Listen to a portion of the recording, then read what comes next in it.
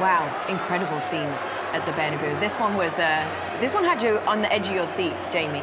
Yeah, you know what? When you see a team score two so late, I think even in here we still expected something to happen at 87, 88 minutes, because we kept talking about what happened with Manchester City a couple of years ago. There was a Chelsea game, there was a game against PSG, and they've done it again. It's unbelievable, and it's not luck. If you keep doing that every single season, it's something special. There's a belief that they're going to score late on. The opposition feel that goal is going to come. And the drama in this competition never ceases to amaze me. I'm gobsmacked, Jamie. I really am. I can't believe what I'm watching. In other games, the games that you mentioned, I think they was lucky, you know, one against Man City and PSG and Chelsea. But tonight they weren't lucky. They had chances. They probably were the better team overall. But it's how they came back in the dying minutes of the game. Thierry called it. He said they're going to score another one. And it's just that belief. This Real Madrid side, oh, it's not even a side, it's a club. It's absolutely special. And we keep talking about it, and they keep producing. Wow, what a team. I don't know how Bayern Munich processed that when it's ripped away from you in the final seconds like that. Again, it's 90 minutes. It's not ripped up in your hand or anything. You play 90 minutes. Simple. It doesn't mean you have to score the first 2 minutes in the middle of the game or at the end of the game. The game is 90 minutes. And with Real Madrid, it's really 90 minutes. You don't take Kane out in a game like that. Because you play against Real Madrid. You're not playing against any, sorry to say, Mickey Mouse team. This is Real Madrid. We talked about it. I'm not going to repeat what I said at the beginning of the show. That's what they do. Period. There's no luck in that. It's called Real Madrid. Period. Thomas Tuchel get it wrong?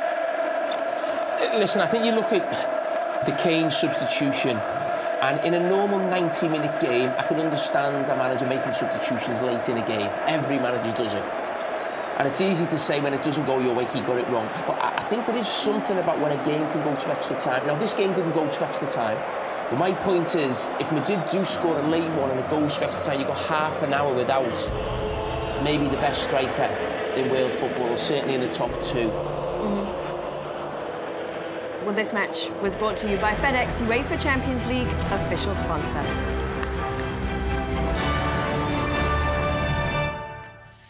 Very warm welcome. So good to have you back with us. Kate Abdo, Thierry Henry, Jamie Carragher, Micah Richards. Welcome along as we always say. Join us. Wow. Wow, that was a roller coaster. Can we get some water? I'm hot.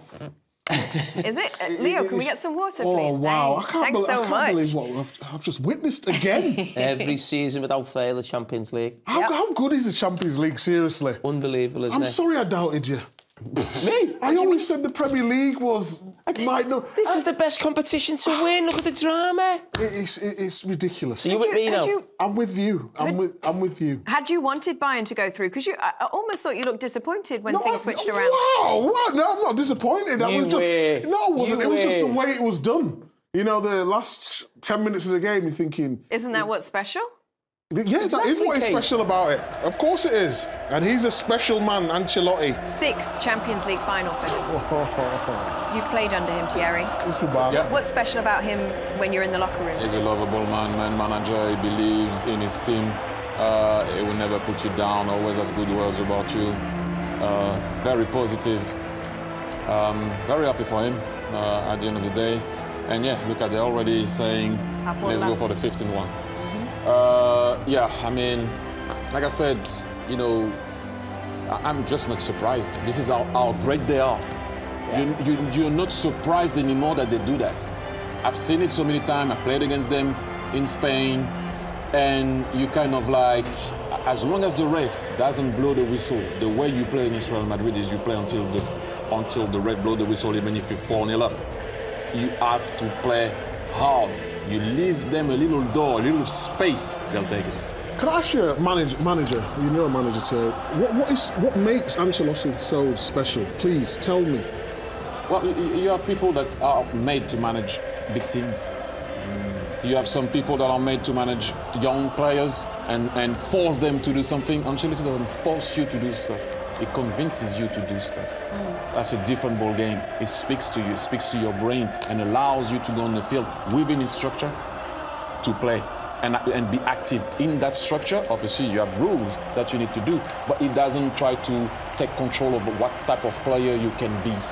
And that's vital. He's a great guy, great human being too, and he's one of the only coach, I will be honest, and we said it so many times, wherever he went, we don't hear anyone saying bad stuff about Ancelotti. You often sometimes see players sad when he leaves. You see players going to celebrate with him. I'm sure you remember the Chelsea boys. So there's never smoke without fire. This guy is special. He went back to Madrid and is again on the verge of maybe winning another one. Just won La Liga, obviously Real Madrid at the weekend as well. Now with a comeback win against the Bayern Munich in the second leg of the Champions League semi-final. If you're talking about kind of momentum going into the final at Wembley, Jamie, does that play a role? Oh, they'll be huge favourites. I actually think Borussia Dortmund will be devastated as well. They will, because you're playing Real Madrid in the European Cup final. Now, they'd have felt they know Bayern Munich better. They beat them the last time they played them away from home. I think Borussia Dortmund, watching at home, they'll have been desperate to play against Bayern Munich. Look at this madman. He's a great character, though, isn't he? Yeah. I loved him when he was at Chelsea. I love his antics now. He's just brilliant. Oh, he got the assist for the goal as well. He's just, outstanding scenes. There's something that I would like to say. People talk about Bellingham, and rightly so. Rightly so. People talk about Kylian Mbappe, and again, rightly so. But please, Vinicius Junior. I tell you why he didn't score.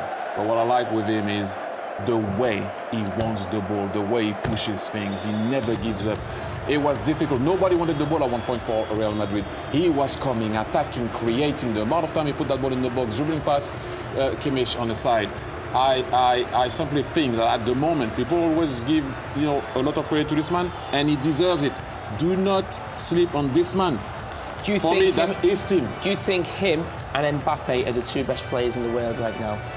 And then maybe the third one is maybe this year you can add Bellingham. Well, it looks like they might play together. All the best. Oh, wow. Who's going to defend, though? We're going to go very quickly over to the Bernabeu, to Madrid, where we can join live right now Alessandro Del Piero and Guillaume Balaguer, who were there at the stadium watching this game for us. Alessandro, you'd already said it, it's not a normal stadium, the Bernabeu. How did you live that experience, that game? What can we add, guys? I mean, it's unbelievable. There's a little wind at some point. You don't see it coming, you don't feel it, but it came, and boom, boom, bye-bye. That's it. It's unbelievable. I mean, the way that that everybody believed that in Real Madrid family, in Real Madrid squad, with the fans, now becomes something that also the opponent start to believe it, because it happened all the time. So when the last minutes come, you maybe got a little bit scared. Maybe you got confused a little bit. I don't know what's happened, because the little mistake from Neuer that was the best on the pitch till that moment. Unbelievable. Maybe the most easier ball that you can save it, and then create another wave. I mean, it was incredible. Guillaume Balaguer, we're gonna see them win a 15th now.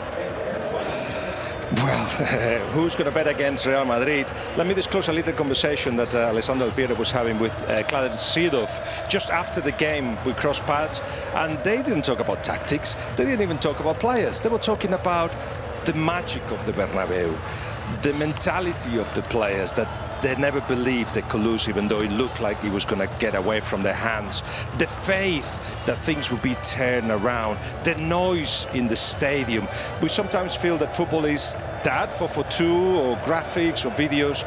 There is something that you cannot explain that happens at the Bernabeu far too often to be saying that it just happens by chance. It is not by chance. It's a bunch of things.